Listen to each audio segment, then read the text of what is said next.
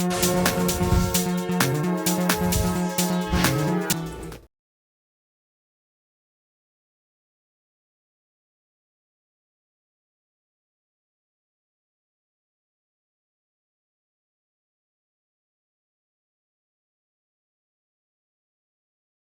produto, vou colocar entre aspas, em coisas que precisam ser tecnológicas, porque isso é uma premissa, e coisas que podem ser serviço minimamente para você testar a sua proposta de valor.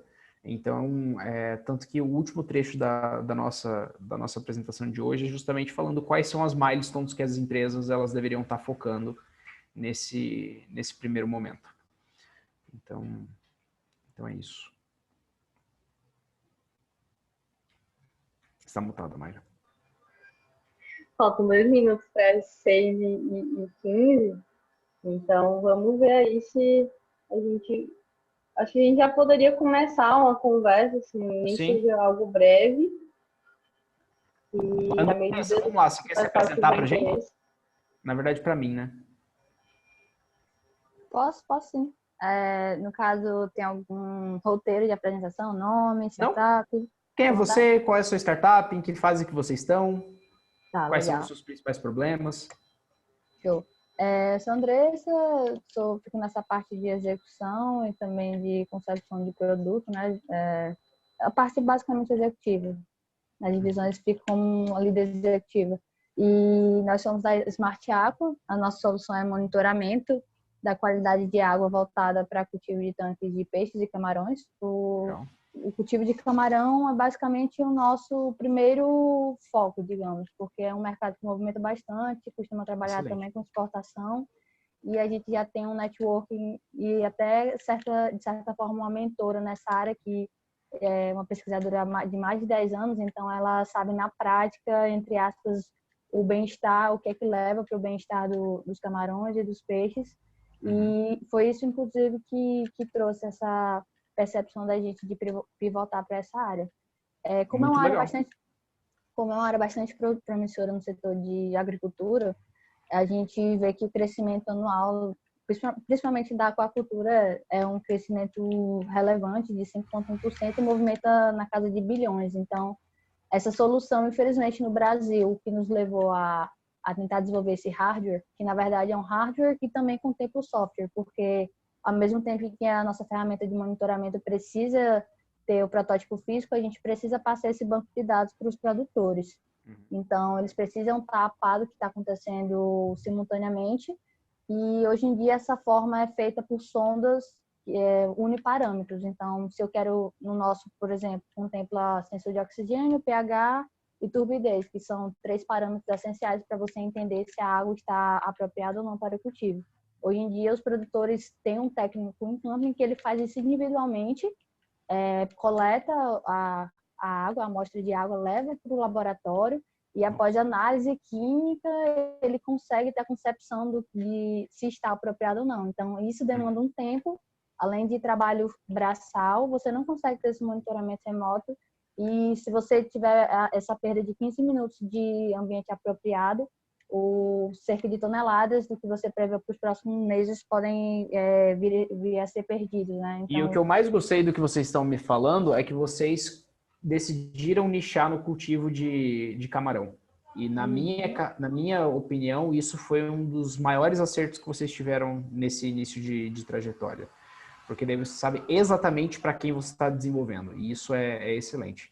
Depois, obviamente, que ainda tem você definir qual que é o tamanho do produtor, saber qual que é o perfil dele, entender um pouquinho melhor da persona, mas excelente de vocês já terem nichado o produto de vocês. Isso faz toda a diferença. Parabéns. Pode falar, Mari. Não, só para avisar que aqui também tem outra equipe, tá? Que é a Inova. Tá? Beleza. Quem que vai se apresentar agora? Sou eu, Shirlane. Vamos lá, Shirlane. Olá, eu sou a Shirlane, eu sou a coordenadora da equipe InovaBia. Aqui também tem o Marcos, que está presente, né? E aí, a primeiro momento, nós estamos elaborando um produto que ele visa monitorar monitorar aspectos da colmeia, né, e também do ambiente, como temperatura, umidade e dióxido de carbono.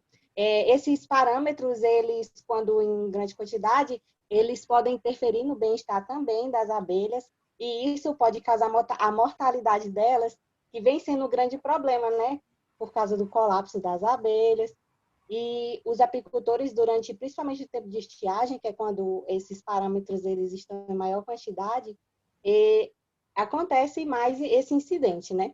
Então, a gente resolveu criar um equipamento que monitorasse esses parâmetros e que, com isso, a gente conseguisse fazer com que o apicultor minimizasse essas perdas dessas abelhas, que, consequentemente, vai ter interferência na produtividade dele, né? Porque aqui no Piauí, o Piauí, antes ele perdia somente para o Ceará, né? Mas, de acordo com os dados do IBGE já mais recentes, o Piauí, ele está como o terceiro lugar agora na produção de mel do Brasil. E o Ceará está em quarto, a gente conseguiu uma colocação bem boa na apicultura, e aqui o Piauí é bem forte nessa questão, principalmente para o sul do Piauí, por causa da nossa vegetação, que é bem nativa e que faz com que a gente produza um mel orgânico de qualidade. E todos esses parâmetros atrelados ao bem-estar e a redução da mortalidade das abelhas, ela é muito importante para o apicultor, né? Porque para o apicultor, a abelha não é só um inseto, um animal que ele está ali cuidando e que vai dar lucro, mas também é uma coisa que está relacionada ao sentimento que eles possuem, porque a maioria deles, eles fazem essa atividade, eles praticam essa atividade por paixão, por hobby, por ser uma atividade sustentável e que colabora com o meio ambiente.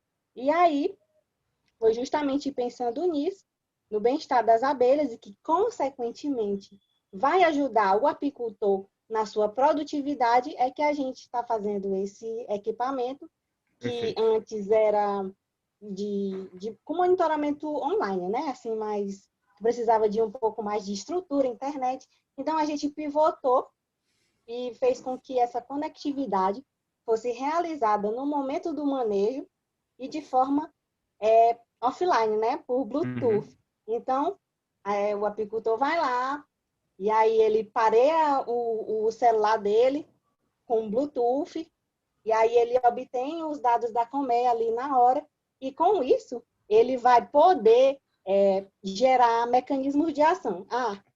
Hoje o dia tá... Não, perfeito, ficou claro. E desculpa te cortando, Shiline, mas é porque senão fica muito em cima para todo mundo se apresentar, tá? Tá bom. Tá, pois é isso aí. Mas muito bom, depois a gente vai entrar nesses detalhes ainda. Mais uma equipe que... E só para voltar aqui, Andressa e Sherline, hoje vocês têm quantos usuários testando a solução de vocês? O nosso ainda não tem nenhum, mas já Nenhum tem dois testando. apicultores, mas a gente já tem 2 apicultores que assim que a gente terminar... Não. Porque... A pergunta é muito direta. Isso vai ser para todo mundo. Quantas pessoas estão testando? Nenhuma. Nenhuma, ok. Atualmente temos 2 pessoas. Certo, o hardware já está em campo. Isso, já. Tá, perfeito, obrigado. Não. E não tem problema nenhum não ter, tá? É só porque eu quero entender qual que é o estágio em que vocês estão e quais são as dificuldades que vocês estão enfrentando. Próxima equipe a se apresentar bem rapidinho aí, cerca de 2 minutinhos.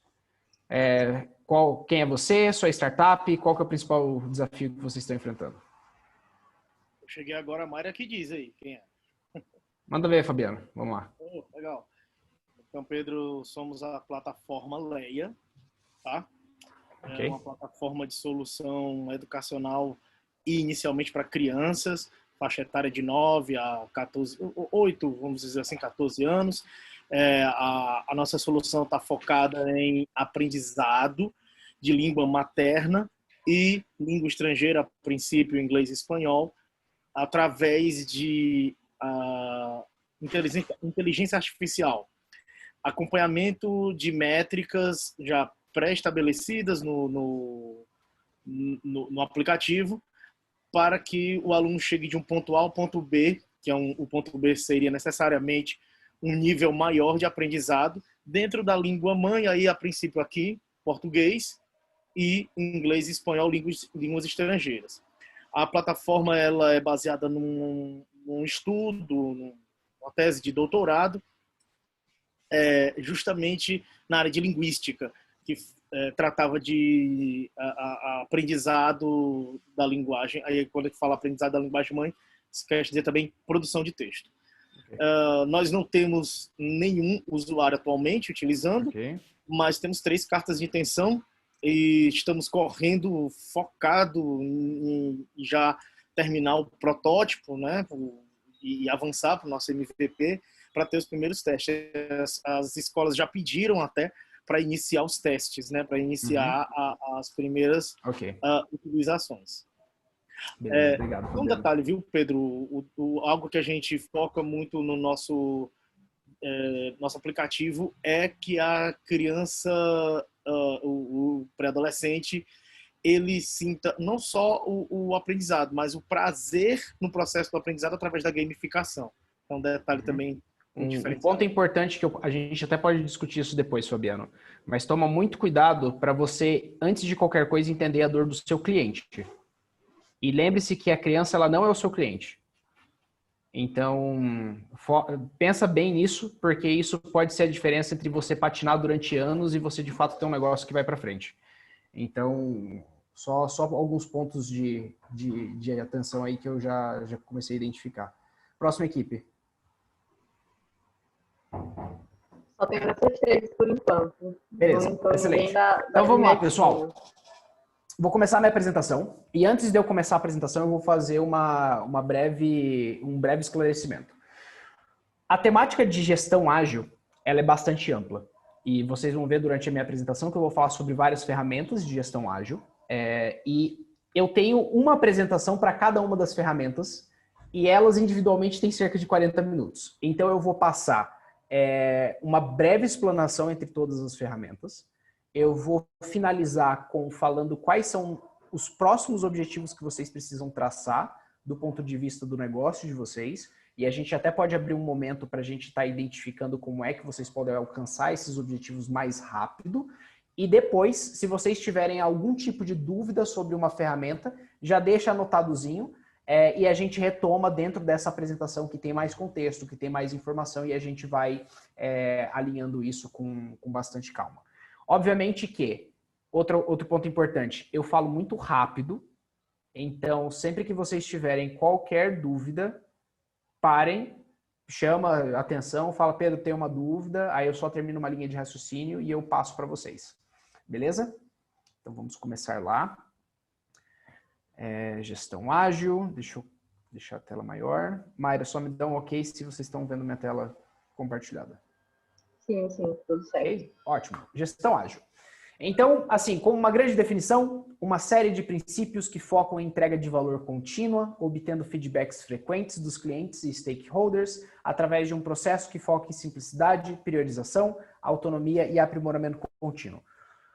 A definição ela é muito extensa, mas eu vou enfatizar alguns pontos que vocês precisam ter muita clareza e que isso fique claro para o desenvolvimento da startup de vocês a longo prazo.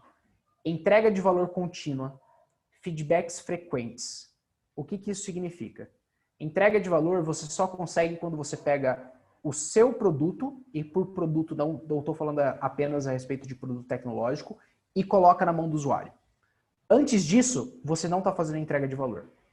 Então, o grande ponto de vocês, e que eu quero que vocês entendam durante essa minha apresentação, que se vocês ainda não têm usuários, a primeira coisa que vocês precisam fazer é entregar valor para esse usuário. Aí você vai poder me falar assim, nossa, Pedro, mas eu não tenho a tecnologia ainda que eu quero entregar para o cliente. E a verdade é que a tecnologia não importa. Então, a gente pode falar sobre outras apresentações que eu tenho, que é estratégias de go-to-market, eu posso falar sobre MVP depois, mas a tecnologia, ela não importa. O que importa é você entender o que é valor para o cliente e você está entregando isso de forma contínua. E depois a gente explica um pouquinho melhor o que dá para ser feito. Através de um processo que foca em simplicidade, priorização, autonomia e aprimoramento contínuo. Então, isso é ser ágil. É você entregar valor de forma contínua, é você ter feedbacks frequentes, que através de simplicidade e priorização, você consegue estar justamente entregando valor rápido. Então perceba, simplicidade. Você não precisa ter um hardware robusto, você não precisa ter uma solução que utiliza a melhor inteligência artificial, nem que utilize inteligência artificial. Você não precisa ter uma tecnologia que é super complexa de se desenvolver. Você precisa ter simplicidade e priorizar aquilo que entrega valor para o cliente, para que você faça entregas contínuas. A autonomia é muito mais relacionada à equipe e aprimoramento contínuo é justamente o que você faz com os feedbacks que você recebeu. Então, entrega algo, recebe um feedback, melhora. Entrega algo, recebe um feedback, melhora. E é basicamente isso que se define ágil. Então, o que define um bom projeto ágil? Uma entrega de produto rápida, mas não só de uma vez. Então, a gente não está falando de um grande lançamento. A gente está falando de desenvolve uma pequena feature, desenvolve uma pequena parcela do produto, entrega. Melhora e assim por diante. É esperado que os requisitos do projeto mudem e evoluam. Então vamos só usar o caso da Andressa ali. Vamos supor que antes deles colocarem o equipamento deles lá nos produtores de camarão, eles achavam que eles precisavam de apenas 2 tipos de sensores. E daí, no final das contas, eles precisam de 2 sensores, mas um dos sensores que eles imaginavam não era aquele. Então, no final das contas, os requisitos eles são uma grande descoberta para vocês. Vocês não começam desde o dia 0 sabendo quais são os requisitos. Vocês não começam desde o dia 0 sabendo que necessariamente para uma criança aprender ela precisa de inteligência artificial. E eu estou dando esses exemplos só para que vocês sintam um pouquinho essas cutucadas que eu estou dando para vocês, porque de verdade eu quero que vocês saiam daqui instigados para entender que os objetivos de vocês não estão atrelados a objetivos tecnológicos. Eles estão atrelados a objetivos de negócio. A tecnologia ela precisa ser um meio e não um fim. Sempre que você coloca a tecnologia antes do valor que você entrega para o seu cliente, você não está fazendo o trabalho da maneira adequada.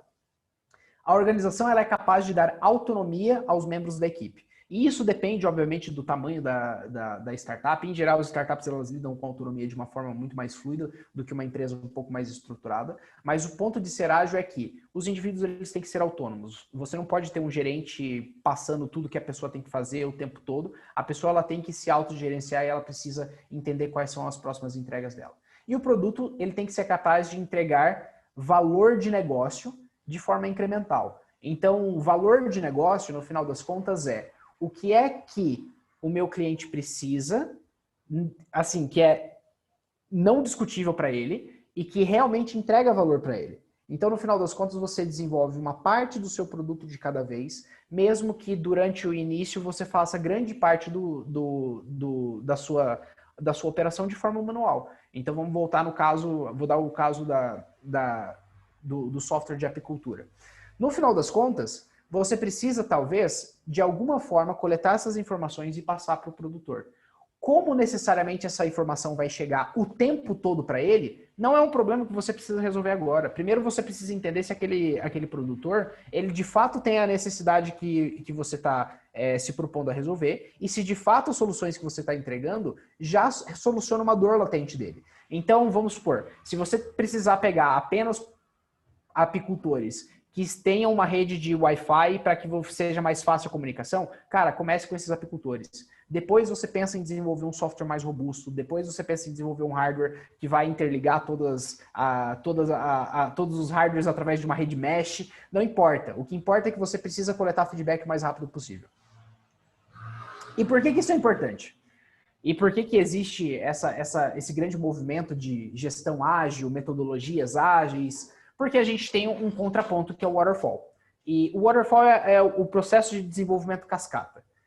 Hoje são as duas maiores correntes de desenvolvimento de projetos e produtos, e eles se distinguem de uma forma muito clara. No cascata, ele foi utilizado na época que os Estados Unidos estavam desenvolvendo coisas extremamente complexas, tipo construir foguete.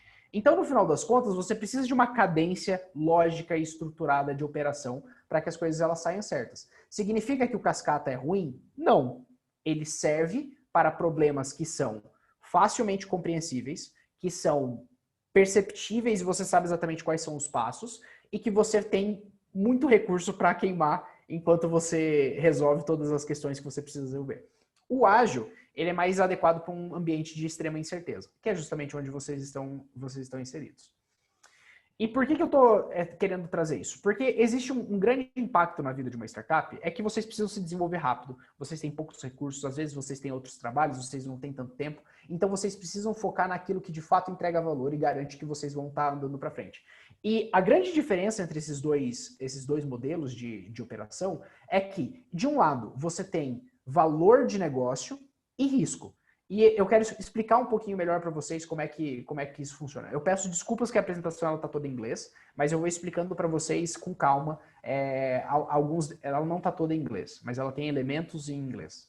Então, no eixo vertical, a gente tem risco e no eixo horizontal a gente tem tempo. Num processo de cascata, que é justamente quando você pega e fala, eu vou desenvolver tal produto, você tem, ao longo do tempo, um acúmulo de risco.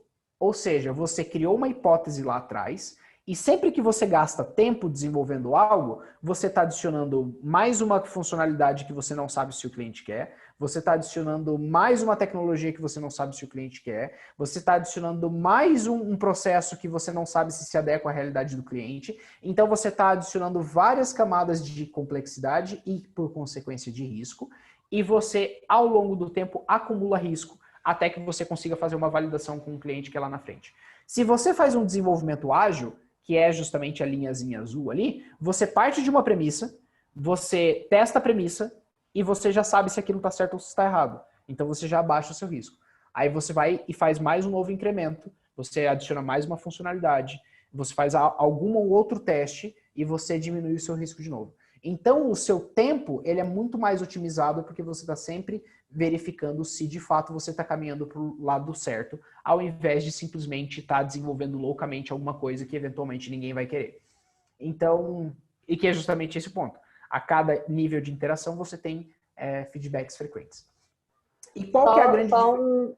Um adendo. É como se ao invés de colocar 6 sensores diferentes em um dispositivo, colocassem os 2 ou 3 primeiros que mais vocês conseguiram entender a partir de uma pesquisa no público-alvo de vocês e vocês entendem que são mais interessantes, né? No caso da apicultura seria a umidade, o peso, para saber se a colmeia está produzindo uma boa quantidade de mel ou não, né? Se está muito quente ou não, que a temperatura. E aí pronto. A partir daí vocês já não precisam mais estar correndo agora para adicionar um outro sensor que vai encarecer ainda mais o dispositivo. Exatamente. Né? E que vai ser um plus que o teu cliente às vezes não está nem tão interessado assim. Exatamente. Né? Existe o mundo ideal, que é o mundo perfeito, e existe o mundo onde vocês têm que trabalhar, que ele é imperfeito, ele é incompleto e ele é aquilo que vocês conseguem entregar hoje. Então é sempre importante vocês terem isso em mente. E assim, eu estou usando alguns exemplos de vocês, mas não quero pegar no pé de ninguém. Se eu for muito pesado, vocês me avisem. Mas é porque eu quero estar trazendo alguns pontos que vocês precisam estar sempre refletindo. E já que o ano está começando, já que a gente está falando sobre novas metas, é importante de vocês terem isso em mente. Então, o próximo ponto aqui é, dentro do eixo vertical, a gente tem valor entregue ao cliente e no eixo horizontal a gente tem tempo. E no final das contas, segue a mesma lógica. O verde é um desenvolvimento ágil, que é justamente aquilo que a gente está falando, entregas incrementais, diminuir a quantidade de requisitos, mas está sempre entregando valor para o cliente e recebendo feedback de volta. E o azul é o cascata, onde você leva um tempo para desenvolver e depois você recebe uma coleta de informação. E no final das contas, o que vocês têm que entender é, se vocês levam, por exemplo, 2 meses até criar o primeiro MVP de vocês, que lembrando que MVP não significa produto tecnológico, então retirem isso da cabeça de vocês, e é por isso que eu quero falar para vocês que eu tenho uma outra apresentação que é só sobre MVP, e eu explico que MVP você pode utilizar 80% do MVP trabalho braçal, tipo você indo lá e resolvendo. Então vamos só utilizar o exemplo da Mayra. Se você sabe que para o produtor é importante que ele tenha controle de temperatura e controle de umidade, você não precisa nem chegar ao ponto de fazer a placa que vai medir o sensor. Se você dedicar uma pessoa para estar durante uma semana acompanhando a temperatura do termômetro e do sensor de umidade individualmente daquela colmeia durante uma semana, jogando as informações num Excel e depois fazendo um gráfico dentro desse Excel, cara, isso já entrega o valor e você já consegue testar. E daí o cliente ele vai olhar para você e vai olhar assim e falar, nossa, mas a umidade nem faz tanta diferença assim. Mas sabe o que seria legal? Se eu conseguisse ver dentro da colmeia para eu entender como é que elas estão se comportando. Ou se eu pudesse, sei lá, ter um sensor de audição para saber se a colmeia está agitada ou não. Enfim, existem N variáveis que vocês vão descobrindo ao longo do processo. E daí, por exemplo, vocês fizeram essa primeira entrega com a pessoa coletando as informações manualmente e ela já identificou que temperatura realmente é algo relevante. E você já entregou um pouquinho de valor para o cliente.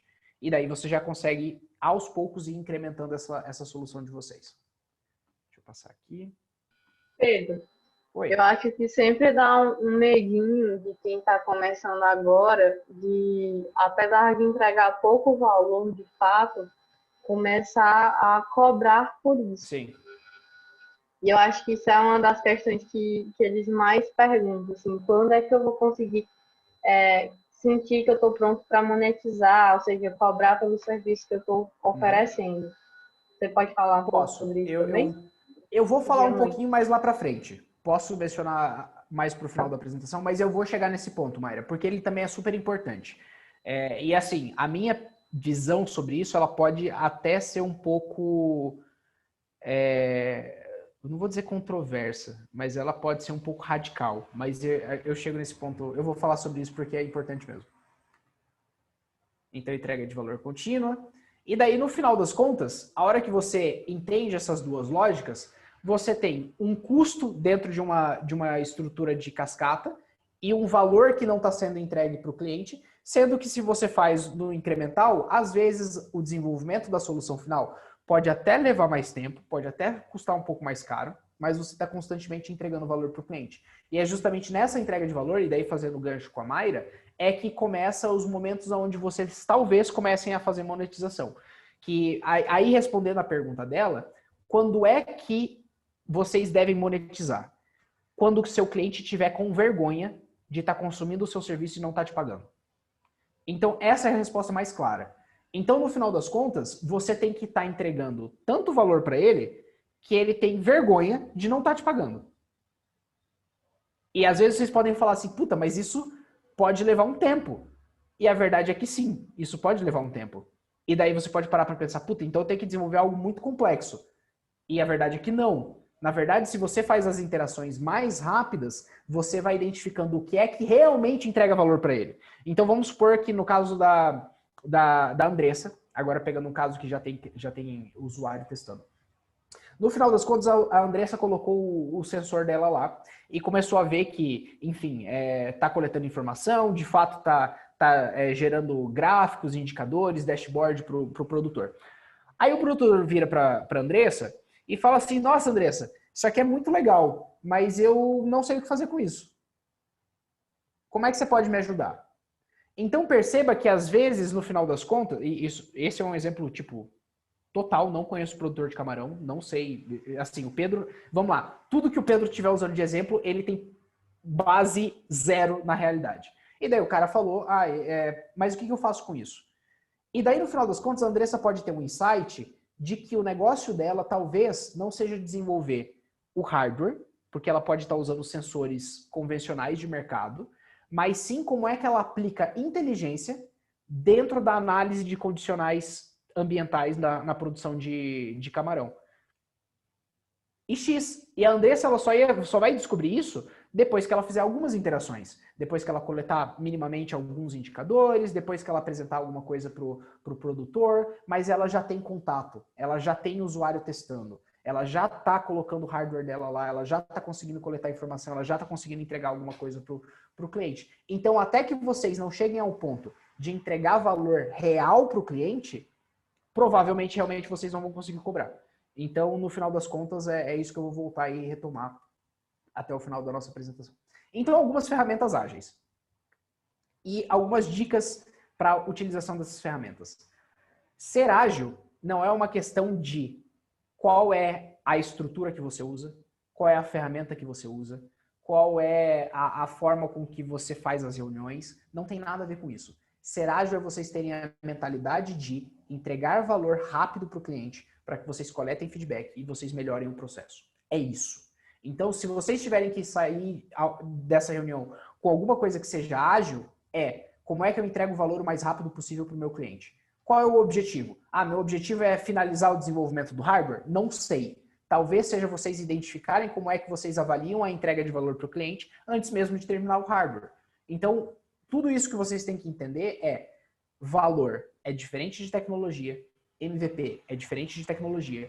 E o objetivo de vocês é conseguir identificar se vocês de fato estão entregando o valor para esse cliente o mais rápido possível. Atacar os problemas e não as pessoas. Então, em geral, isso é um grande problema da nossa sociedade como seres humanos. A gente, às vezes, fica dando voltas antes de atacar de fato o problema, que às vezes é algo muito mais simples. Resolver conflitos de forma direta, trazer dados para a mesa. Então, se a gente parte de uma premissa que as crianças elas vão estudar melhor com inteligência artificial, quais são os dados que embasam isso? E daí você pode utilizar, eu tenho uma pesquisa que fala que, de fato, as crianças aprenderam mais utilizando alguma ferramenta de inteligência artificial. Ok, mas eu não quero dado de pesquisa, eu quero dado de campo. Eu quero vocês, de fato, colocando um negócio na massa. Então, eu quero que vocês, por exemplo, utilizem o que a inteligência artificial vai fazer e façam isso manualmente. Vocês podem fazer isso lá no background, vocês podem fazer isso com uma planilha de Excel e depois passar uma série de exercíciozinhos para a criança. Vocês podem pegar os conceitos que vocês iam treinar em inteligência artificial e passar para as crianças de forma humanizada. Se vocês não conseguirem fazer de forma humanizada, provavelmente vocês não vão conseguir fazer isso com inteligência artificial. Então, no final das contas, tragam dados para a mesa, tragam informações que vocês coletaram em campo. Nada que não for em campo não tem relevância. Então, no final das contas, vocês podem trazer modelos mais maravilhosos possíveis, pesquisas mais lindas e maravilhosas de algum tipo de referência de outros países, mas na verdade o que importa é o que vocês estão coletando no dia a dia de vocês. Então, algumas dessas metodologias. Então, eu vou falar brevemente sobre o Scrum, eu vou falar sobre Customer Development, e eu sei que vocês já tiveram um pouquinho dessa aula. Customer Development é desenvolvimento de cliente, e é onde grande parte da metodologia de desenvolvimento de startups ela está ancorada. Aí tem o Lean Startup, que é justamente desenvolvimento ágil de startups. Aí eu vou falar rapidamente sobre o MVP e por último a gente finaliza com OKR. Então, sobre Customer Development. A primeira grande questão dele é que você precisa entender em que estágio de desenvolvimento você está. Então, o grande ponto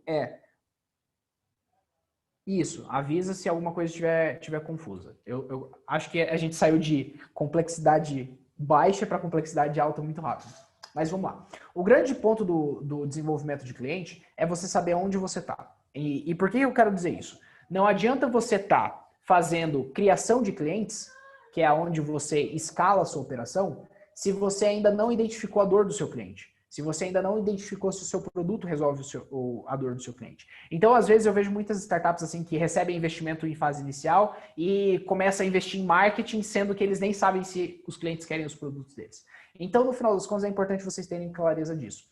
E os objetivos que eu vou passar para vocês no final dessa apresentação está baseado nessas fases do desenvolvimento de cliente e na experiência que a gente tem com o Startup Brasil.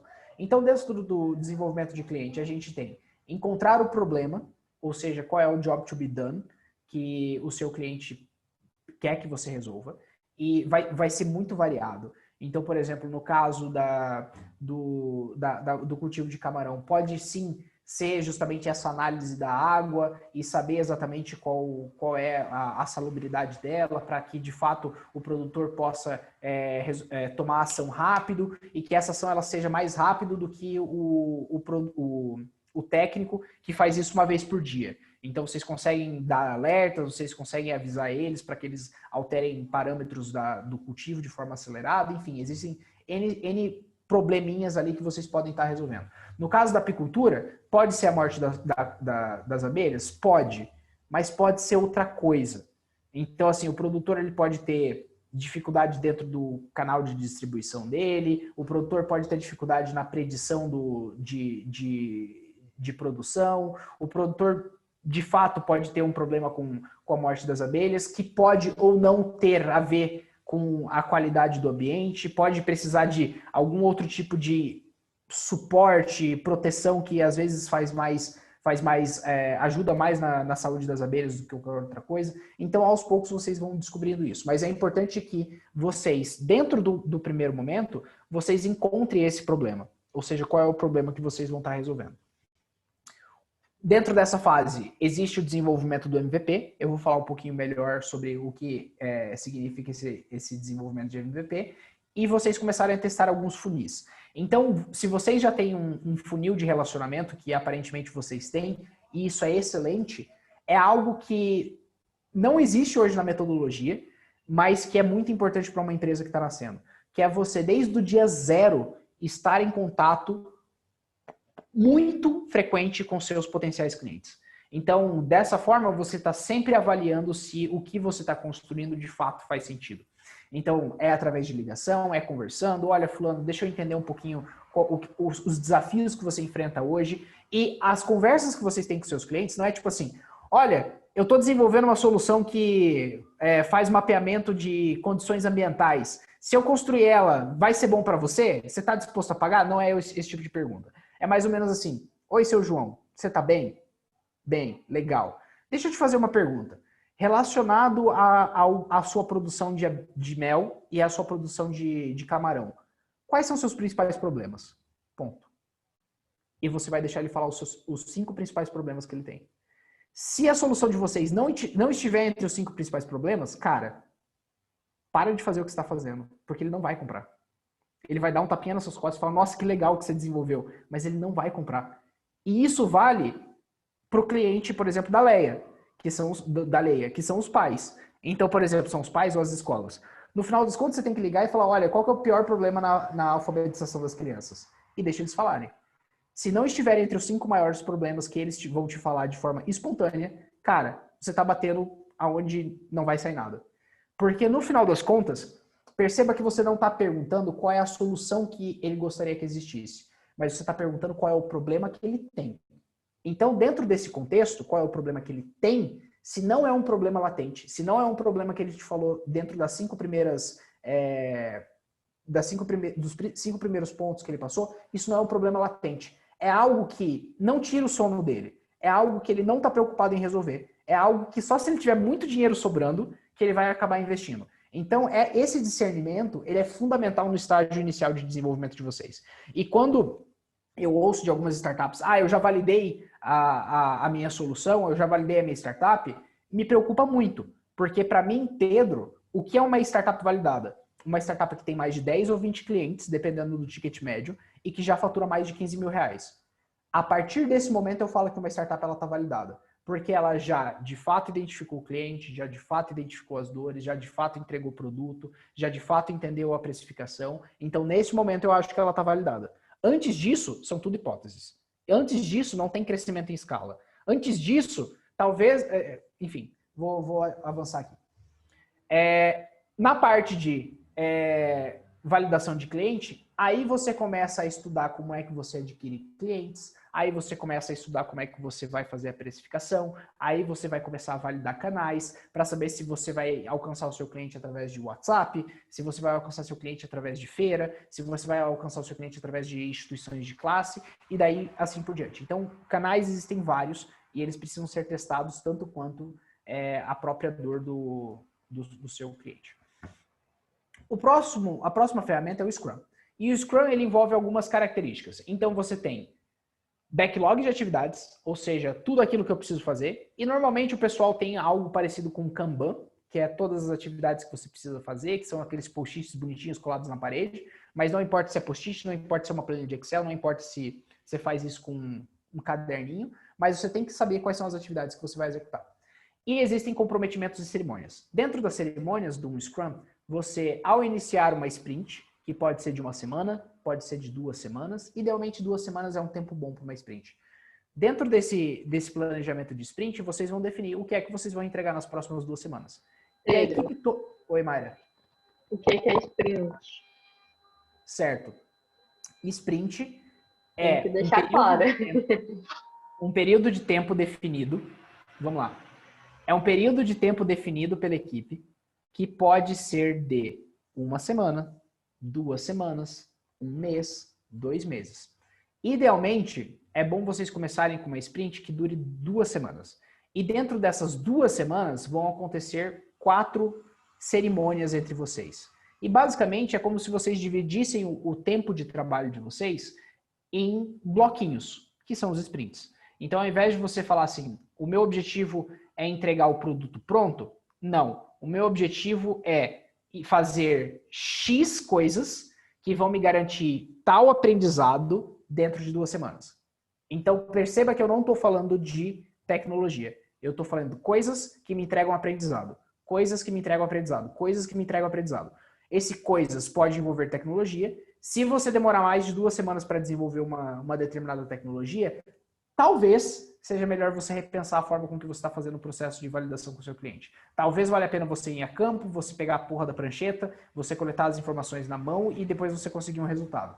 Então, é isso que eu quero dizer com sprint. Sprint é simplesmente você conseguir fazer esses testes rápidos com o seu cliente. Então, dentro de uma sprint... Que é just... Oi? Uma curiosidade é que o sprint ele surgiu de um termo de educação física. Então, ele é quando você dá o máximo de energia em uma coisa, só que de forma muito rápida, né? Então, é quando você está fazendo algo que você comumente faz, só que você acelera muito em um determinado trecho curto do processo. Então, pensem em sprint como se vocês estivessem na academia e aí vocês precisam acelerar muito rápido e depois voltar ao normal. Exato. Eu acho que vale, só eu dando uma vez rapidinho, eu acho que vale a pena pensar nisso como objetivos claros, né? Quando você tenta entender qual é o foco desse momento que vocês estão desenvolvendo, coloca uma data prévia para aquilo dali acabar, para uma data limite que vocês finalizarem aquilo, e quais as ações necessárias para aquilo, para que vocês alcancem de forma real. Porque o que muitas vezes acontece é as pessoas não alcançam objetivos, não entendem metas, porque elas colocam realizar tal coisa e aí é indefinido o período. Sim. E não sabem por onde começar. Perfeito. Acho que esses pontos que tanto a Marina trouxe quanto a Mayra trouxeram foram bem legais. Esse ponto do período definido, eu acho que é um dos grandes pontos positivos do sprint, que é tipo assim, cara, a gente tem 2 semanas para entregar isso. E vai ser entregue. Não é uma coisa daqui a 1 mês. E daí você pode falar, nossa, mas não cabe em 2 semanas. E é nesse momento que o sprint ele se torna mágico. Se não cabe em 2 semanas, como é que eu simplifico? Porque o objetivo é aprender. Oi. Inclusive, eu gosto muito da metodologia, li os exemplos do livro também, do Scrum, e foi assim que foi desenvolvido a tecnologia, basicamente, do ATM, que eles conseguiram concluir, né, a questão um projeto impossível do Sentinela, que era, no tempo, algo que foi orçado em milhões, ninguém nunca conseguiu desenvolver, e o cara, em 6 meses, foi lá com a equipe, só organizou o método de gestão e conseguiu fazer acontecer. Exatamente essa questão do impossível não é impossível com o Scrum, né? Sim. É justamente porque um ambiente de extrema incerteza, você vai tateando o futuro um sprint de cada vez e você vai coletando maiores informações e você vai desenvolvendo aquilo de maneira consistente. O importante é a consistência. Então, por exemplo, se tem alguma coisa que eu gostaria que vocês saíssem daqui dessa conversa, qual é a minha próxima necessidade de validação com o meu cliente ou de entrega de valor com o meu cliente e como é que eu consigo fazer isso em 2 semanas, 1 mês que seja, dependendo de quão dedicado vocês estão no projeto. Eu sei que algumas pessoas têm trabalho, enfim, então às vezes 1 mês fica mais confortável para vocês, mas definir como é que a gente vai conseguir o nosso primeiro usuário dentro de 1 mês. E daí você fala, nossa Pedro, mas isso é impossível, não sei o quê. Não, não é impossível. Vocês só têm que mudar um pouquinho a mentalidade de vocês, do que é que vocês precisam entregar para o seu cliente. E se não está claro o que é que você precisa entregar para o seu cliente, significa que a primeira sprint vai ser entrar em contato com os clientes e identificar o que é que eles precisam como a primeira entrega. Então, vocês têm que fazer essa pesquisa, vocês precisam entender e assim por diante. Então, por exemplo, a primeira sprint vai ser entender o que o cliente quer, a segunda vai ser como é que eu faço essa validação na mão, ou seja, como é que eu uso prancheta, Excel, walkie-talkie, como é que eu uso o celular, como é que eu uso a câmera de um smartphone antigo que eu tenho guardado na gaveta, como é que eu faço para entregar valor para o cliente utilizando gráfico de Excel, como é que eu entrego valor com PowerPoint, não importa. A tecnologia é meio, a tecnologia não é fim. O que vocês têm que gastar esforço é entendendo o que de fato vai melhorar a vida do seu cliente. Se ele não melhorar a vida do seu cliente, o que você está fazendo ele só vai ser legal. Vai ser mais uma grande aventura que vocês vão contar para os seus amigos. E isso de fato não vai se tornar um negócio. Você vai falar assim, um dia eu tive uma empresa, mas no final das contas você nunca teve um único usuário, nunca teve um cliente, então eu nem considero isso uma startup. Então assim, só para deixando um ponto muito claro para vocês, dentro da minha análise, depois de gerir um portfólio de mais de 300 startups, eu considero uma startup depois que ela tem ao menos um usuário. Antes disso, ela é uma ideia. Então, a ideia ela pode ser mais ou menos cara. E por cara, entenda, se vocês já investiram tempo, se vocês já investiram dinheiro, antes que ela esteja na mão de pelo menos um usuário, ela é uma ideia. Ela é mais ou menos estruturada, mas ela é uma ideia. Então, do ponto de vista do que a gente está conversando aqui, eu ainda considero o projeto de vocês uma ideia. Tirando a Andressa, que já tem alguns usuários testando, ainda é uma ideia. E eu quero que vocês utilizem isso não com uma perspectiva de que, caralho, o Pedro tá falando que tudo que eu tô fazendo não vale nada. Não é isso. Mas o que eu quero que vocês tenham clareza é que não trate o projeto de vocês como uma empresa se ele ainda é uma ideia. Porque são coisas completamente diferentes. O que você espera de uma empresa é diferente do que você espera de uma ideia. Uma ideia você quer que ela nasça, você quer que ela saia do papel. Uma empresa você quer que faça dinheiro. Então, no final das contas, são expectativas diferentes. E isso ajuda vocês a entenderem quais são os próximos passos que vocês precisam estar dando durante o desenvolvimento. Depois do sprint, do planejamento do sprint, que é a primeira cerimônia, a gente tem algo que se chama de daily, que na verdade é uma rotina diária. O daily nada mais é do que, dentro da sua equipe, vocês diariamente estarem falando o que vocês vão fazer naquele dia. Então existem algumas perguntinhas que ajudam vocês. O que é que você conseguiu concluir ontem? O que é que você vai fazer hoje? E se existe alguma coisa que você precisa de ajuda? São essas 3 perguntinhas que elas vão nortear a vida de vocês. Por que isso é importante? Porque gera pressão. Basicamente é isso. Gera alinhamento e pressão. Se você tem alguém da sua equipe que não consegue fazer um movimento para frente daquilo que vocês precisam alcançar, talvez essa pessoa não deva estar na sua equipe. E não significa que a pessoa ela é ruim, não significa que a pessoa é incompetente, só significa que talvez ela não esteja no momento certo para estar dentro do projeto de vocês. Então é por isso que esses alinhamentos diários eles também são importantes. Ao final de uma sprint, você tem algo que se chama revisão e depois você tem algo que se chama retrospectiva. A revisão é o momento em que você leva o seu produto, leva a sua solução para o cliente e faz um breve teste. Nem que seja aquele teste com a pranchetinha, nem que seja aquele teste com uma planilhinha de Excel, mas é justamente o momento que você entrega o primeiro valor para o cliente. E é naquele momento que o cliente vai olhar assim e falar, puta, cara, que bosta que você fez. Eu não precisava disso, eu precisava daquilo. E é esse daquilo que fez as 2 semanas de trabalho ou 1 mês de trabalho de vocês valerem a pena. É essa a indicação. Tipo, eu não queria isso, eu queria aquilo. E se você demora 6 meses para desenvolver alguma coisa, para entregar na mão do cliente, você vai demorar 6 meses até receber a informação de que ele não queria isso, ele queria aquilo. E daí você começa tudo de novo. Só que daí você talvez não tenha recurso, talvez você não tenha saco e talvez você simplesmente deixe de existir. Então é por isso que esses sprints mais rápidos eles são tão importantes. E a retrospectiva ela é algo mais interno de vocês. É como se vocês fossem sentar para conversar e vocês se perguntassem como é que a gente pode trabalhar melhor.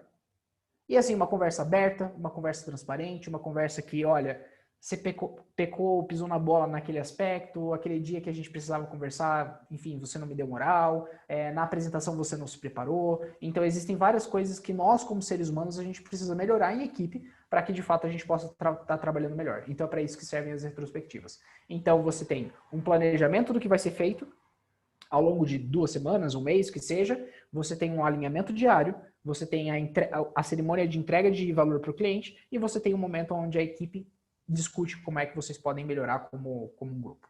Então, basicamente, esse é o Scrum. O desenvolvimento Lean de startups, ele é muito atrelado a desenvolvimento de cliente, é muito atrelado a Scrum, que é basicamente constrói, lança no mercado, mede, aprende. Constrói, lança no mercado, mede, aprende. Eu não vou me estender muito não, porque assim, é uma coisa tão trivial que assim, de verdade, se vocês não seguem isso, é algo que vocês estão pecando tanto que eu não vou me estender. Se quiser, depois a gente discute melhor como é que aplica o desenvolvimento de Lean de forma mais estruturada. Mas é basicamente, ao invés de gastar um ano desenvolvendo alguma coisa, divide em sprints menores, divide as entregas de valor menor, então lança, aprende, mede, enfim, e daí você segue o fluxo. O outro ponto a respeito do MVP. O que é um MVP? MVP é um processo de avaliação de hipóteses críticas. Isso é um MVP. Se você ouvir que o MVP é um produto, se você ouvir que o MVP é uma tecnologia, se você ouvir que o MVP é qualquer outra coisa além disso, joga fora. Tá errado. MVP é um processo de avaliação de hipóteses críticas. E por um processo, ele não é um produto. Um processo é uma fase de testes onde você de fato vai estar aplicando alguma coisa que você espera um resultado. Então você entrega algo para descobrir uma outra coisa. Então, dentro do contexto de vocês, vamos supor que vocês ainda não têm um produto tecnológico e vocês vão atender o apicultor. E daí entra dentro daquela premissa de que vocês ligaram para o cara, vocês conversaram com 20 apicultores e vocês descobriram que, de fato, eles têm a questão ali do problema de umidade e temperatura das colmeias. Ou ele pode ter mencionado que interferência de ondas de celular, ou pode ser porque X. Às vezes ele precisa saber onde é que ele vai colocar as casinhas de colmeia para produzir mais mel, ou às vezes ele nem tem o controle de quais são as casinhas de mel que produz mais, e ele nem sabe se a casinha de mel estando virada para oeste ou leste gera maior resultado. X. Então você precisa primeiro entender o que é a dor que o cliente ele tá querendo que você resolva. Uma vez que você sabe qual é a dor que o cliente tem que você quer que você resolva, você não vai fazer um produto que seja apenas funcional. E o que eu quero dizer com isso? Muita startup peca nisso. Então, você quer testar se coletar as informações de umidade e temperatura são relevantes para o seu cliente ou não. Essa é a sua hipótese. É isso que você precisa testar. Então, você não quer um hardware que simplesmente faça a coleta dessas informações. Você precisa ter uma forma de apresentar para o seu cliente. Você precisa garantir para o seu cliente que a informação que está sendo coletada, ela de fato é fidedigna. Você precisa que o seu cliente ele minimamente interaja com as informações que ele está recebendo. E você precisa garantir que as informações que ele está recebendo, ele vai conseguir digerir. Então perceba que existe um grande espectro de coisas que vocês precisam garantir que o MVP de vocês tenha, que não necessariamente está só atrelado com as funcionalidades. Então, vocês precisam manter isso em mente. O primeiro MVP de vocês não é necessariamente um produto que tenha todas as funcionalidades de vocês. Mas ele é um MVP que garanta que você vai conseguir entregar a funcionalidade que o seu cliente espera, que as informações ou que a entrega de fato seja algo que não vai gerar problema para ele. Ele tem que conseguir usar, ele tem que conseguir interpretar, ele tem que ter uma boa experiência. Nem que vocês tenham que entregar os resultados para ele impresso, depois de vocês terem feito no PowerPoint, na mesa dele com um cafezinho. Então não importa. O que importa é que vocês façam a entrega e que ela seja uma experiência incrível. Como vocês vão escalar isso, não é agora que vocês se preocupam com isso. É lá na frente. É depois que você já tem 5, 10 clientes, e daí você vai se preocupar como é que você vai escalar esse processo. Mas até lá, você simplesmente quer aprender. O seu objetivo é aprender. Beleza? Então, OKRs, e que é o último ponto que eu tenho para trazer aqui, e que no final das contas é algo que eu acho que vocês poderiam focar também as próximas semanas. Que é nada mais, nada menos que uma estrutura de você definir quais são objetivos que você quer para os próximos 3 meses, e como é que você vai medir se você está alcançando aquele objetivo ou não. Então vamos colocar aqui, por exemplo, que no próximo slide eu vou mostrar para vocês quais são os objetivos que vocês têm que alcançar, e vocês vão assim, A gente tem como objetivo, nos próximos 3 meses, alcançar os nossos primeiros 5 clientes, mesmo que não tenha tecnologia, e que eles estejam parcialmente satisfeitos com o produto, com o produto ou serviço que a gente está entregando. Beleza, isso é um objetivo. Quais são os resultados chaves que vocês vão utilizar para medir se vocês estão avançando com isso? Podem ser quantidades de reuniões com potenciais clientes que vocês conseguiram marcar em campo, pode ser ter a funcionalidade XYZ desenvolvidas até final de fevereiro, pode ser conseguir implementar a solução em ao menos 3 clientes ou ao menos 5 clientes até final de março, e daí vocês definem de forma numérica como é que vocês vão fazer a avaliação do desenvolvimento de vocês ao longo do processo. Um objetivo é algo que vocês querem alcançar. Um resultado-chave é como é que você mede que você está progredindo dentro desse caminho. E o grande ponto da nossa discussão aqui é em que eu vou focar? Existem N coisas que eu vou focar, abrir empresa, contratar advogado, desenvolver o hardware, abrir CNPJ, emitir nota fiscal, N coisas que vocês podem focar. Mas o que vocês precisam de fato focar?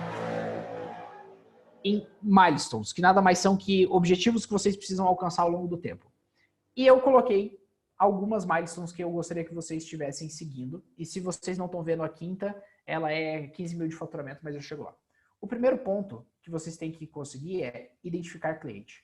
E nesse ponto eu vou utilizar a Andressa como referência, e de forma muito categórica. A Andressa, dentro da análise dela de quem é que a gente vai atender na área de produção de peixes, ela identificou que o cliente que ela quer atender é o produtor na área de piscicultura, que produz camarão, talvez, e daí ela não me explicou isso muito bem, mas talvez que trabalhe com exportação. Isso é definição de cliente. Então você falar que, por exemplo, assim, você vai atender crianças entregando equipamentos de leitura para eles, isso não é identificação de cliente. Então você não está fazendo isso da maneira adequada. Você tem que nichar. Não significa. Daí você pode olhar para mim e falar, nossa, Pedro, mas se eu faço isso, o meu mercado é muito pequeno e eu nunca vou conseguir ser uma grande empresa. Cara, não pensa assim. E eu vou usar um dos exemplos que é mais senso comum e que é mais conhecido. O Facebook hoje, qual é o cliente do Facebook? Aí você pode falar, nossa, o cliente do Facebook é qualquer tipo de pessoa. Tá errado. O usuário do Facebook é qualquer tipo de pessoa. O cliente do Facebook, hoje, são empresas que fazem publicidade. Mas lá no começo, vamos supor que o cliente tivesse sido focado simplesmente nos usuários. O Facebook ele começou sendo uma rede social para universidades privadas nos Estados Unidos. Começou com Harvard. E daí começou com outras universidades. E daí eles deixaram de ser apenas das universidades que estavam ali entre eles e viraram de universitários. Aí depois eles alcançaram crianças, aí depois eles alcançaram os pais, aí depois eles alcançaram os primeiros comércios. Então não pense 8 anos daqui para frente. Pense 3 meses daqui para frente. Quem é o seu cliente para daqui a 3 meses? Quando você ganhar massa, quando você ganhar escala, aí você pensa qual que é o próximo passo que você precisa dar. Mas antes disso, não foca tão alto, senão você não vai conseguir chegar lá. É simples assim. Você precisa de tração, você precisa de resultado, você precisa chegar para um investidor, para uma aceleradora, para um programa de fomento e falar, olha aqui, dentro dos 6 meses eu entreguei isso aqui. Eu consegui esses usuários, eu consegui aprender isso, eu consegui gerar isso aqui de resultado e é isso que eu e minha equipe a gente consegue entregar. Porque ninguém está esperando que vocês sejam multimilionários em 6 meses. Mas o pessoal quer entender o que é que vocês conseguiram executar. Então o primeiro ponto é, identifique um cliente. Crie um funil de relacionamento com esses clientes. Então vai lá, pega o telefone, entre em contato com 20, 30, 50 clientes, faz essa base, pergunta o que eles precisam, verifica quais são as dores latentes, naquele tipo de pergunta. Oi, seu João, qual é o problema que você tem relacionado a X? E deixa ele falar. Ele vai falar 5 coisas, se a sua solução não estiver ali, aí você começa a identificar dentro dessas 5 coisas o que é padrão entre o cliente que você quer atender. Às vezes vai ser algo que vocês nunca imaginaram. E tá tudo bem. A única coisa que vocês têm que fazer é mudar a sua solução para aquilo que eles estão querendo de fato estarem comprando. E daí, nesse momento, vale uma grande análise de qual é o tipo de cliente que eu quero atender. Então, por exemplo, vou voltar de novo no caso da Andressa. Camarão é uma cultura com alta produtividade. alto grau de acessibilidade, que trabalha com exportação, ou seja, com um câmbio favorável, é uma cultura que está relativamente, pode estar dando mais dinheiro. Então, qual é o tipo de cliente que você quer atacar hoje? E daí você conversa com esses caras, segmentado, bem estruturado. E por fim, encontrar o canal mais fácil. E o que eu quero dizer por canal mais fácil? Você não precisa, em estágio de ideação, ou seja, em estágio de identificação de clientes, saber que você vai captar seu cliente através de LinkedIn, Ads, e você vai gastar R$10 para adquirir um cliente. Não, não é isso. É tipo assim, como é que eu consigo conversar com o cara? Vai ser batendo na porta dele? Vai ser pedindo indicação? Vai ser encontrando o cara na internet e mandando mensagem por Instagram? Não importa. É a forma mais fácil. Ponto. Você tem que encontrar esse cara fácil. É só isso. E daí você já vai começando a construir quais são as suas possibilidades de canal. Beleza. Identifiquei meu cliente. Decidi quem é que eu vou atender. Sei qual é a dor latente. Sei como é que já tem uma base mínima de pessoas que eu vou conversar. Ótimo. Agora você tem que conseguir 5 usuários. E daí o grande ponto dessa fase é você focar no aprendizado. Não foque na tecnologia. Não foque em fazer dinheiro. Foque no aprendizado. Você está aqui para aprender. Enquanto você não tiver 5 usuários, você está aqui para aprender. Então, no final das contas, tá. Beleza, Pedro. Identifiquei meu cliente.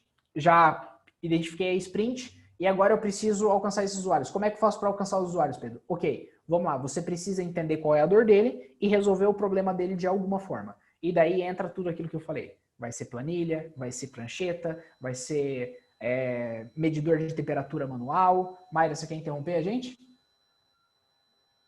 Queria levantar um questionamento. É engraçado porque todos os 3 negócios que estão aqui, por exemplo, um cliente significa utilizar mais de um produto. Então, o Fábio e Fabiano com a Leia, eles têm uma escola, uma sala de aula, tem ali em média 30 alunos, né? E aí seriam 30 usuários em uma única sala, né? E aí ele já tem aí 3 escolas.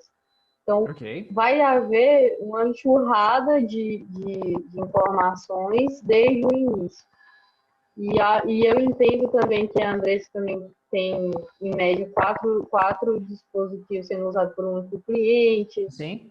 O pessoal da InovaBi também tem, em média, aí umas 15 colmeias por cliente, né?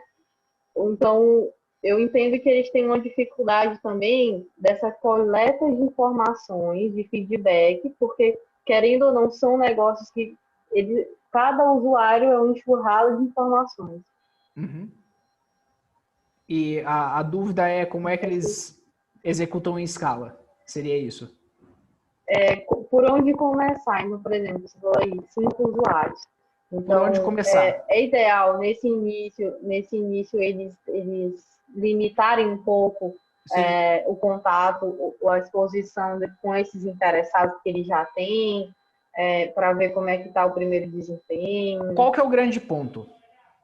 Você, e é importante deixar isso claro, você precisa alcançar 5 usuários, mas você não precisa atender ele de forma plena. Então, tipo assim, ele ainda não é o seu cliente. Ele ainda é um usuário em teste. Então, no final das contas, vamos supor o caso da lei ali com as escolas. Você não precisa atender mais de uma sala por escola. Vamos supor que a escola seja o cliente. Se a escola é o cliente, você precisa testar com 5 escolas e você precisa ter um grupo mínimo de estudantes testando. Então, vamos supor assim, uma sala tem 30 pessoas, você não precisa de 30 alunos testando a solução. Você precisa de 3, 5, depende. Depende do que você quer aprender. Então, tipo, qual que é a amostragem mínima que você precisa para que você consiga mostrar que você está entregando valor? Então, às vezes, numa escola vai ser, olha, me traz um aluno de vocês que é um bom aluno, me traz um aluno que é mediano e me traz um aluno que é fraco. E vamos testar nesses 3. Vamos ver como é que eu entrego valor para esses caras. Mesmo que você esteja fazendo tudo por trás pela mão. Então, tipo assim, no final das contas, você não quer cobrar a escola. Até porque a escola não confia em você. Primeiro que você não tem o produto. Depois você não garante entrega. Depois que a escola mal consegue te contratar, você quer aprender. Então, no final das contas, você pega lá 3, 4 alunos de uma determinada escola, testa, mostra o resultado para eles, fala, olha, é isso aqui que eu consigo entregar. Ah, mas a solução está pronta? Não, ainda não. Mas me dá um tempo que eu vou aos poucos entregando para você, e daí de 5 alunos a gente passa para uma sala, e daí de uma sala a gente testa com 2, e daí depois de 2, a hora que a gente vê que está tudo ok, a gente escala para a escola inteira. É assim que funciona. Então, por exemplo, no processo da apicultura, começa fazendo um mapeamento manual, aí depois que viu que o mapeamento manual está certo e identificaram quais são os sensores, entrega uma unidade de sensor, entregou uma unidade de sensor, identificou o que é que o produtor precisa da parte de software, ok, mas não faça o software, faça numa planilha de Excel, gera os gráficos de forma manual, aumenta o número de sensores, depois automatiza alguma coisinha na planilha de Excel, e assim gradualmente vocês vão construindo a solução de vocês. Então, aí você vai falar, nossa, Pedro, mas isso vai demorar uma eternidade. Não vai demorar mais tempo do que vocês passarem 6 meses desenvolvendo uma solução, chegarem lá, entregar e o cara falar que não era o que ele queria e você tem que desenvolver alguma coisa de novo. Não vai levar mais tempo. E isso eu garanto para vocês. Porque no final das contas, o primeiro produto de vocês, ele simplesmente vai ser descartado. E isso eu falo nas minhas próprias operações. E a Marina tá aqui e ela tá de prova. A gente estava numa reunião essa semana e o Arthur, que é um colega de trabalho nosso, falou, nossa, Pedro, mas talvez a gente tenha que simplesmente refazer o que a gente fez. E eu falei, sim, talvez a gente tenha que refazer o que a gente fez. Porque a gente está aprendendo, a gente não tem certeza. A gente não tem certeza. E se a gente fala que a gente tem certeza, a gente está mais errado ainda, porque a gente está se enganando. Então, no final das contas, é isso que eu quero que vocês pensem nessa segunda etapa. O foco de vocês usando um exemplo bem claro, hoje, inclusive, existe um marco que o Elon Musk se tornou um dos caras mais ricos do mundo, né, hoje. E o melhor de tudo isso é que sempre foi posto à prova o produto que ele estava entregando, né?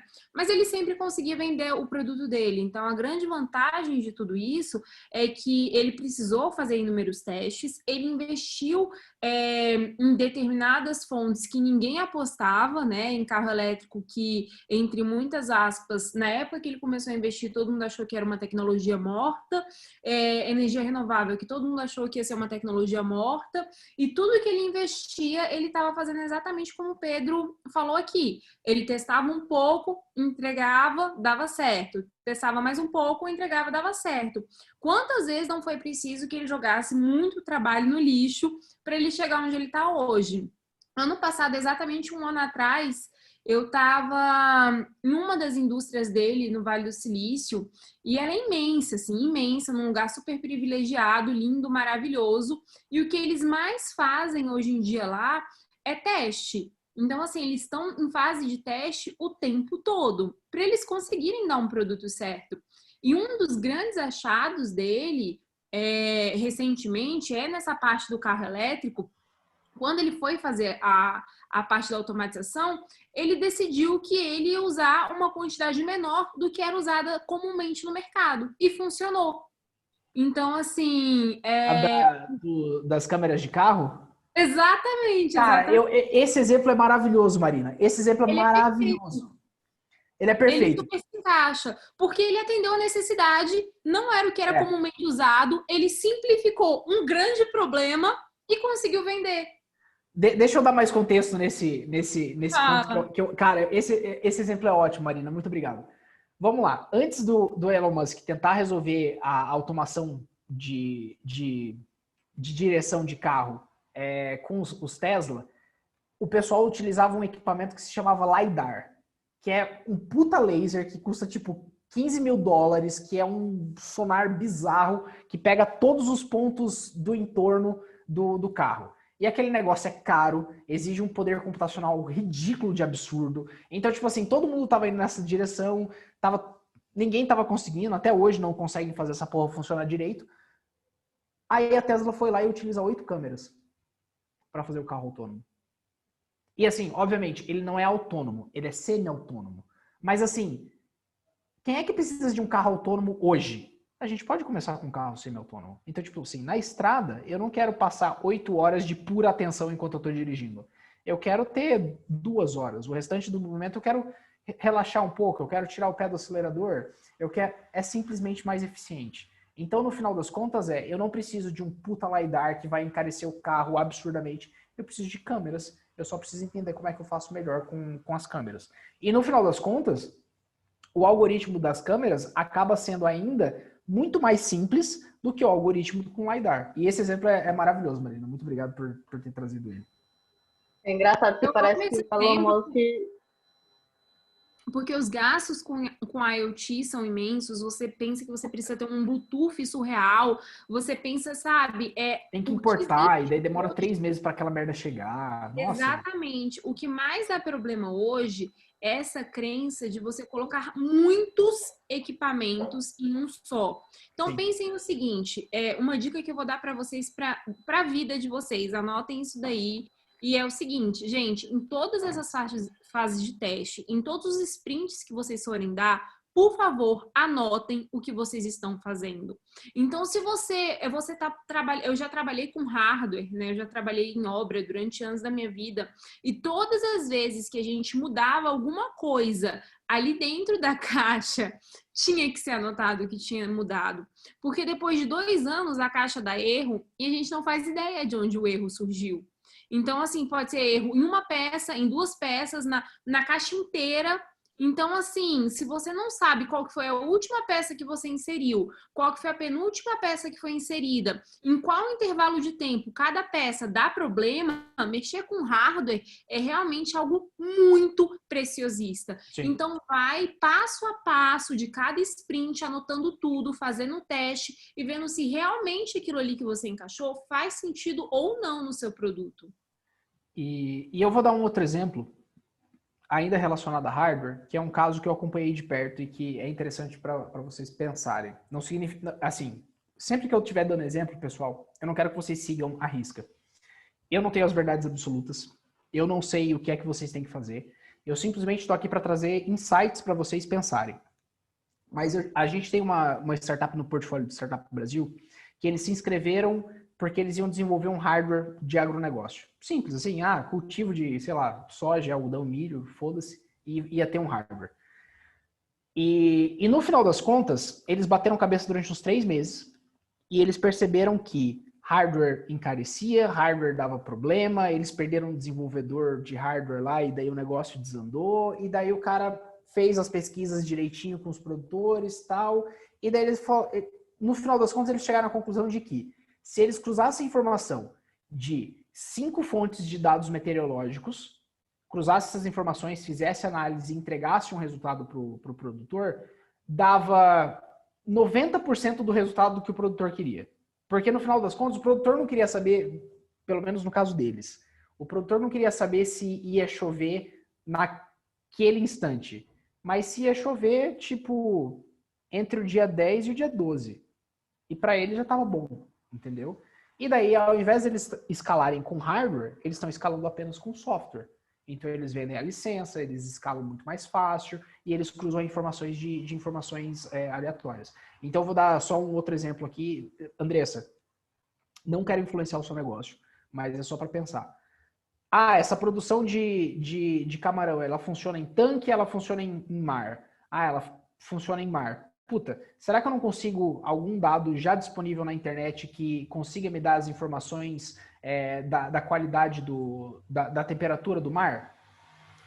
Talvez, não sei. Enfim, então às vezes pensar como vocês podem simplificar esse processo, mas entregar o mesmo valor, pode ser algo que é interessante para vocês. E nesse caso do cara, ele trabalhou com a gente, entrou no Startup Brasil em 2018, meio de 2018, e hoje ele já tem 300 unidades clientes fazendo essa verificação via software. Coisa que provavelmente ele não conseguiria ter escala tão rápido se ele tivesse com hardware. Então, só para vocês terem algumas referências. Vamos lá, voltando ainda em alcançar 5 usuários. Então, foco no aprendizado. Não é necessário cobrar, porque você, de fato, ainda não está entregando valor para esse cliente. E entregar valor ao invés de tecnologia. Então, lembra de toda a conversa que a gente teve. Tecnologia é meio. Tecnologia não é entrega de valor. Tecnologia, ela te permite escalar. Ela te permite ganhar mais usuários mais rápido com menos trabalho. mas ela não entrega valor para o cliente. Primeiro você tem que entender como entregar valor para o cliente. E daí tem aquela história do Airbnb, que no início do Airbnb as fotos dos quartos eram horríveis, não sei o quê, e daí eles tiveram que ir para Nova York, eles mesmos tirarem as fotos, não sei o quê, e cara, isso exemplifica muito bem isso. No final das contas, faça algo incrível primeiro, depois você pensa como escalar a operação. O próximo ponto, então, o próximo objetivo é realizar a primeira venda. Depois que vocês têm 5 usuários, aí que você vai tentar realizar a primeira venda. Porque sem 5 usuários, se você tem 1 ou 2, o desenvolvimento da sua solução ela pode estar enviesada. O que eu quero dizer com isso? Às vezes, se você tem só 1 ou 2 usuários testando a solução, eles podem estar te levando por um caminho aonde só eles sejam atendidos por aquela solução. E não é isso que você quer. É por isso que 5 é tão importante. Porque às vezes você vai começar a ver que o usuário 1, ele quer algo que tem um tamanho 10, aí o usuário 2 tem um tamanho 4, aí o usuário 3 tem um tamanho 6, e você vê que de fato você precisa só do tamanho 4, você não precisa do tamanho 12. Então 4 muito mais fácil de você executar, 12 ia ser muito mais complexo, então faz o 4, empacota bonitinho e daí você já começa a entregar valor. Então 5 usuários é importante para que você não seja enviesado. A partir do momento que você tem 5 usuários, seu próximo passo é justamente converter algum desses usuários em cliente. E daí é aí que você começa a discutir questão de venda. E daí você vai testar a precificação, você vai testar modelo de recebimento, e existem alguns pontos importantes. Você só consegue realizar venda quando você compreende qual é a dor latente do seu usuário. De fato, de fato. E é aquilo que eu comentei. Quando que você deve cobrar? Quando o seu cliente estiver incomodado do seu serviço e ele não tá te pagando. Então, tipo assim, você vai estar entregando tanto valor para ele que ele vai estar incomodado de não entregar, de não te pagar em retorno. Porque antes, se você parar para analisar, se ele estiver te pagando, e não é que eu estou sendo contra vocês cobrarem pelo produto de vocês, tá? Não é isso. E é importante vocês terem isso claro. Ah, o Pedro falou que não é para cobrar. Não, não é isso. Mas, por exemplo, se vocês tiverem que priorizar entre colocar a solução em algum lugar para testar e colher feedback e você cobrar um valor irrisório que não vai fazer diferença para vocês, cara, coloca de graça. Então, é isso. Então, por exemplo, assim, puta, Pedro, mas para eu dedicar, por exemplo, vou dar um exemplo esdrúxulo do cara que está anotando na prancheta a temperatura e a umidade da colmeia. Para eu alocar um bolsista durante um mês lá, vai me custar R$400. Ok, isso é um custo. É justo. Aí você pode virar para o cara e falar assim, você estaria disposto a rachar esse estagiário comigo? Então, tipo assim, eu vou te manter as informações atualizadas, o cara vai ficar aqui trabalhando para você, eu pago metade, você paga metade. Topa? R$200? E a negociação é assim. Não é precificação, não é quanto que você vai cobrar quando você tiver mais de 10 usuários. Não é isso. É tipo assim, puta, eu preciso continuar aprendendo. Qual é o custo mínimo que eu posso arcar para que eu continue aprendendo? Então, é essa lógica que vocês têm que ter. Então, antes de você ter 5 usuários, você só quer aprender. A partir de 5 usuários, aí você quer cobrar alguma coisa que de fato faça sentido. E daí, dentro da dor latente, você consegue cobrar ele da forma adequada. E o próximo ponto é que você recebe do jeito que der. O que eu quero dizer com isso? Tem muita startup que começa no Oba-Oba e começa assim, puta, eu vou aplicar o modelo SaaS e vai ser recorrência mensal e daí eles vão me pagar de forma automática. Não. Esquece isso. Você vai receber da startup, do seu cliente do jeito que ele quiser pagar.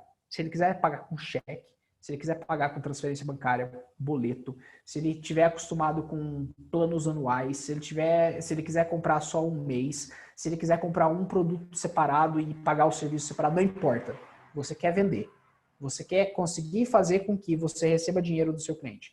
A partir do momento que você tiver uma pequena massa crítica de clientes, aí você vai tornando mais sofisticado o seu processo de cobrança. E você vai fazendo com que o cliente ele se adeque um pouco mais na sua realidade. Mas antes disso, você quer verificar se. Qual que é a grande verificação? Se o seu cliente recebe tanto valor de você a ponto dele tirar dinheiro do bolso dele e colocar no seu. É isso que você quer entender. Se o cara está disposto a comprar o seu risco a ponto de tirar o dinheiro do bolso dele e colocar no seu. É isso. Então, realizar a primeira venda. Aí você vai refinar a sua proposta de valor e daí você vai começar a identificar como é que você faz venda de forma adequada.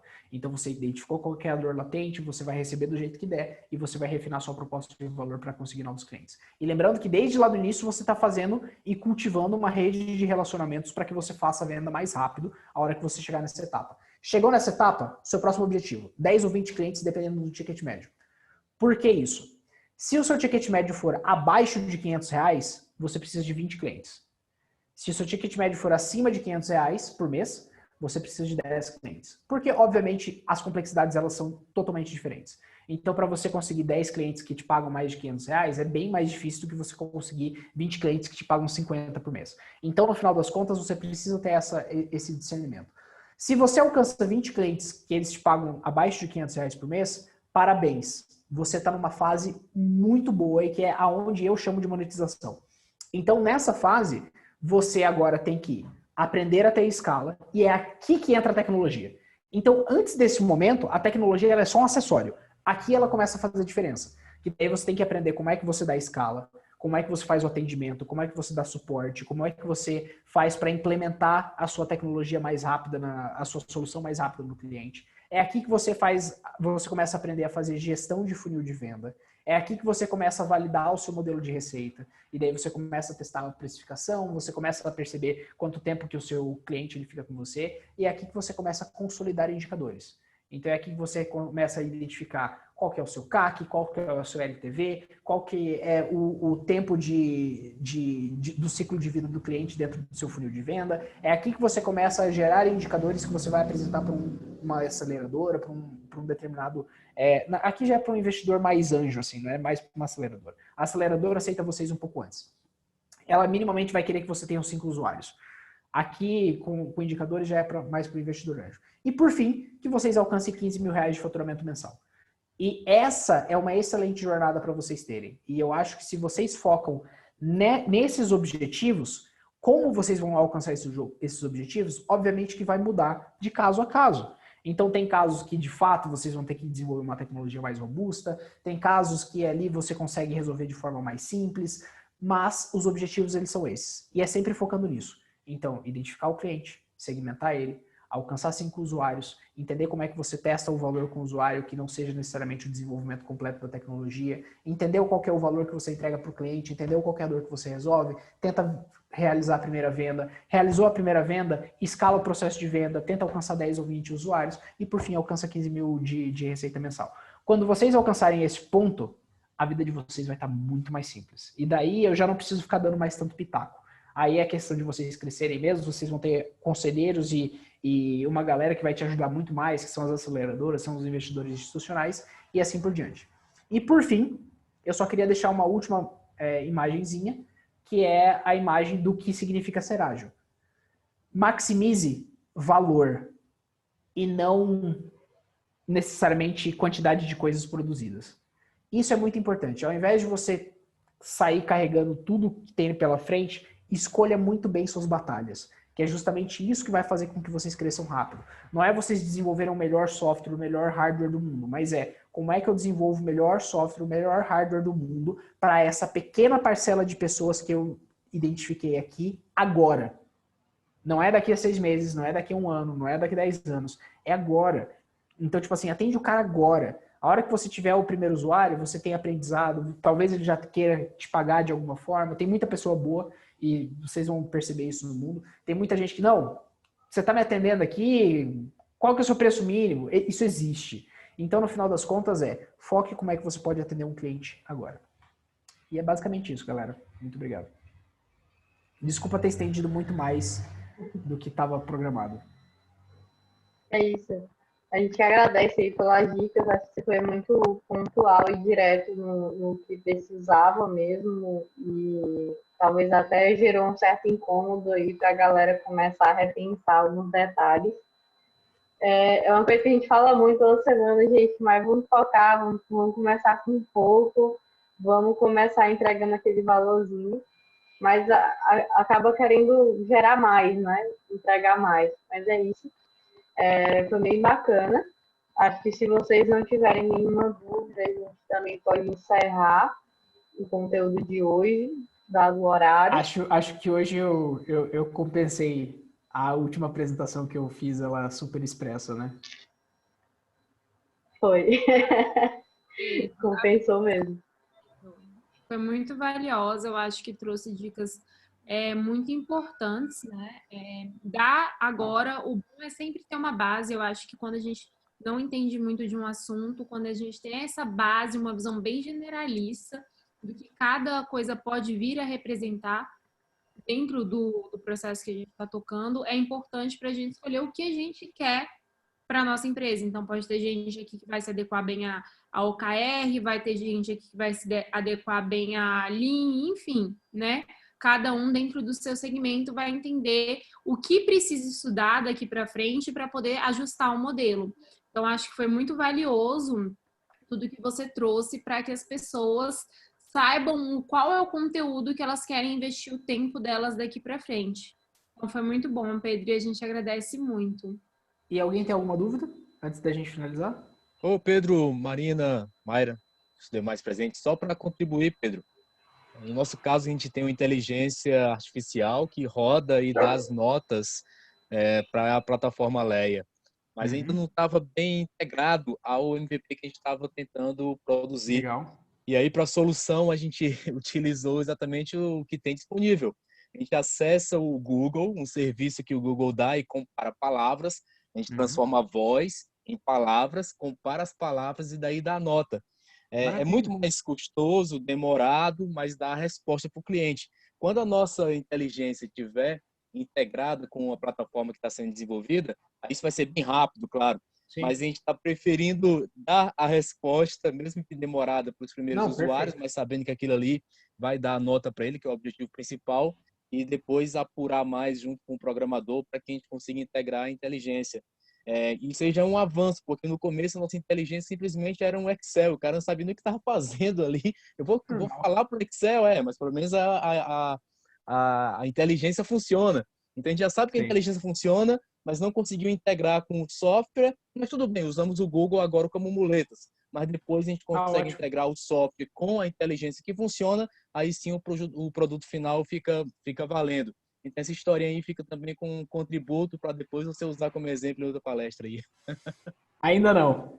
A hora que você tiver 5 ou 10 clientes, aí você vira história das palestras. A outra boa também, que é você palestrando e a gente comparando. A gente pegou 3 clientes e são 3 estados diferentes, né? Um no Ceará, outro aqui no Piauí e outro no Maranhão. A gente não queria também pegar mais clientes no mesmo estado, exatamente para ter essa variabilidade. E os tamanhos das escolas também são diferentes. E assim a gente vai poder ter uma parametrização bem interessante. A carga do ticket médio da escola também é diferente. Então tem escola com um ticket médio muito alto e as outras escolas, uma escola praticamente ela é uma escola sem mensalidade. É uma... Sim. Fugiu a palavra agora. É uma escola beneficente, né? Para a comunidade. Filantrópica. Filantrópica, muito obrigado, minha amiga. Filantrópica. A gente vai ter aí uma análise de dados bem interessante aí, que eu acho que é mais a área da Marina, mas a gente também está pegando essa ideia. Não, maravilha. E assim, só uma dica sobre isso. O seu melhor cliente é o que vai te pagar mais fácil. Lembra sempre disso. Seu melhor cliente hoje é aquele que te paga mais fácil. Então, na hora de você estiver gastando esforço com as escolas, lembra sempre disso. Tá? Muito bom, muito bom. Importante manter em mente. O Pedro é mais estratégico, gente, porque ele já lida com equipes, com empresas que já são bem maiores, né? Do IA em CETIC. E, inclusive, a Leia tentou aplicar para vocês, né? Se eu não me engano. Tentou. Na verdade... Só um ponto claro, tá, Fábio? Um dos pontos que você tomou prejuízo foi justamente porque você não conseguiu demonstrar atração. E a gente estava buscando muita atração no IA. Na verdade... A gente estava ciente disso aí. Na verdade, lá no IA também teve um detalhe que eu conversei com o Pedro na época, que a aderência também tinha que ser voltada para Smart Cities, eu acho. Que tinha esse detalhe também a mais lá. Mas também a gente estava ainda muito engatinhando, né? Muito no início. E até na fala lá, como eu tentei ser muito breve e acabei focando do usuário, né? O usuário, na verdade, são crianças. Talvez essa palavra que faltou lá, Pedro, mas os nossos clientes são as escolas, porque é baseado até numa solução que as escolas precisam, que é o rendimento dos alunos. Isso tem a ver com analfabetismo funcional, que a galera que não e isso que você está interpreta... trazendo muda todo o jogo. Porque se você fala da escola, a dor ela é muito mais fácil de ser percebida até por um próprio avaliador. Isso. Então ele vai entender, puta, a escola realmente tem um fluxo de trabalho que precisa ser resolvido, tem várias atividades que são maçantes, então no final das contas a inteligência artificial consegue entregar valor aqui. Então, é isso. Não, mas de boa, a gente precisava também dessa experiência. É um aprendizado e a gente estava buscando bater em várias portas e receber feedback que assim a gente aprende muito mais rápido. Então isso aí valeu muito para nós. E só para eu encerrar descontraindo. E também a oferta lá era muito boa, né, Pedro? Era 200 pilas. Boa noite, pessoal. Foi ótimo, viu o conteúdo, Pedro? Valeu. É isso aí, gente. É tentando, né? Se arriscando e aprendendo, amadurecendo aos pouquinhos. Bom, encerramos aqui o conteúdo dessa noite, agradecemos a toda a presença. Pedro, muito obrigada pelo conteúdo super pontual em cada ferramenta. Depois, se você quiser divulgar também o PPT para ficar mais fácil para a galera saber, também vai ser legal. Gente, a gente se encontra na próxima terça, no nosso próximo conteúdo. Tem mais é isso, bora estabelecer essas metas para crescer de uma maneira bem mais consistente. Maravilha, pessoal. Um abração. Se cuidem. Tchau, boa noite, pessoal. Boa noite a todos. Boa noite, gente. Tchau.